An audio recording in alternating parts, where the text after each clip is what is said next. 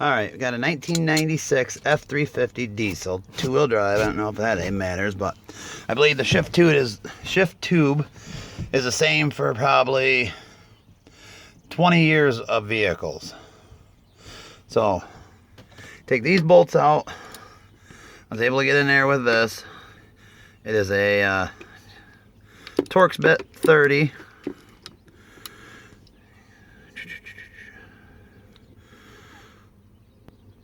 There's two bolts here, two bolts here, two that hold the shift plate in. Let me see if I can get the camera in there. Now you can see the shift plate. Now what that does, I'm gonna move the shifter. This is a new one, I already put it in. But now that's all the way back. Now right here, let me see if I can get to it. You got your bolt and your bolt, your bolt and your bolt. But back here behind it is another bolt right there. It's real easy to do. They're all finger tight. They just come out real easy. But with the shift plate, you can see how it works. And what it does, this is like your park right here. See, you pull your shifter toward you, that allows you to go in gear. Now you can see as it comes over, clicks, see it clicks in the reverse, then it comes toward you more, then there's your neutral, and then you pull in a little more, well, that might be a drive, I don't know. But anyways, you see how they got little different settings for each gear. So that's how that works. You can see them drop. So a lot of people don't know about that, but you can see that that's your what is it, your park safety or whatever. I wonder, you gotta hit the gas or the brake to get something to move half the time. I guess I can't see that. But there's two other little bolts. They go on the back side here. You can see the thread popping out. There's one, there's two. I loosened all the bolts on the shaft first. Then I was able to pick the whole column or the tube out of there. And I was able to turn it. So therefore, I was able to bring it over here and with the ratchet and that and spin them loose here. But you can see it goes to your shifting tube. As you pull it down, how the tube comes out, that's how your goes down your transmission. Now, at first when I bought the system, I thought it was two different tubes. I thought one went on it.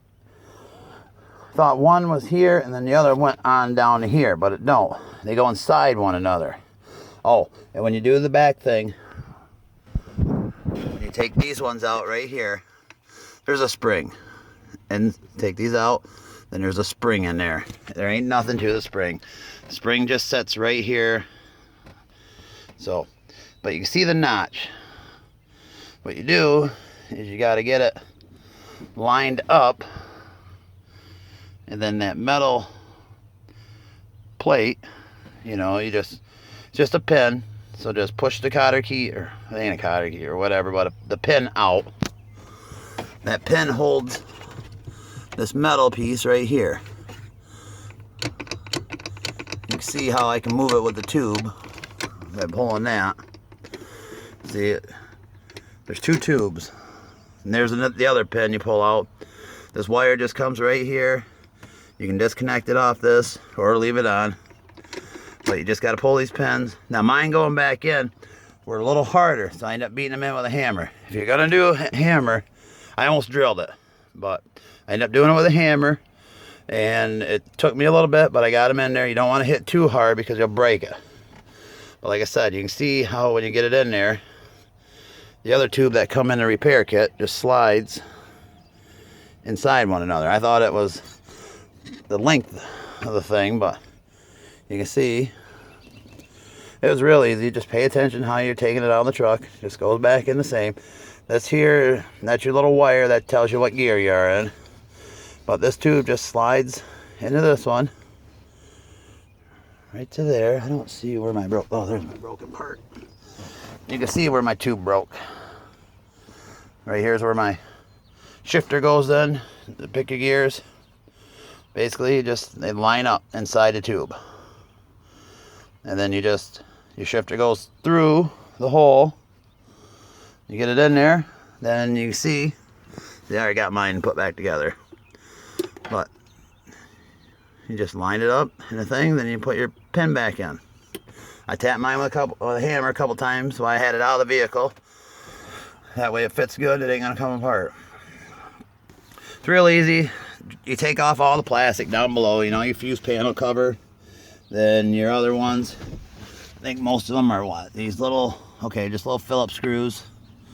So there's 4 bolts, nuts that hold the steering column up. You can see all 4. There's one right here in the front. Then you look back here, there's your other one. Then there's 2 on this side, 1 and 2. This here is your shift wire. The guy helping me wasn't paying attention and just jerked it and broke mine. If you look, it wraps down and around here, and it comes over to the other side, and it hooks on. Sorry, I was in the wrong spot. Back in there, it comes down and around, hooks onto here. So as you're moving it, the wire's being pulled, and there's an adjustment bracket. That way it lines up pretty, so people that don't know how to shift can look at a letter. Put them 4 bolts in. The ignition. Most people don't know how to do an ignition. See, like I got mine in again right now, so I could start it up and drive it home. But all there is with the ignition. Let's see if I can get this back up in there. That way I can show you real quick why we got her out. Okay. So with the ignition, sorry about the camera and the moving, guys. Doing it by myself. So when I go to put my thing back together, see, your ignition won't come out. I think you gotta have a key somewhere. Hold on, I gotta set the camera down a minute.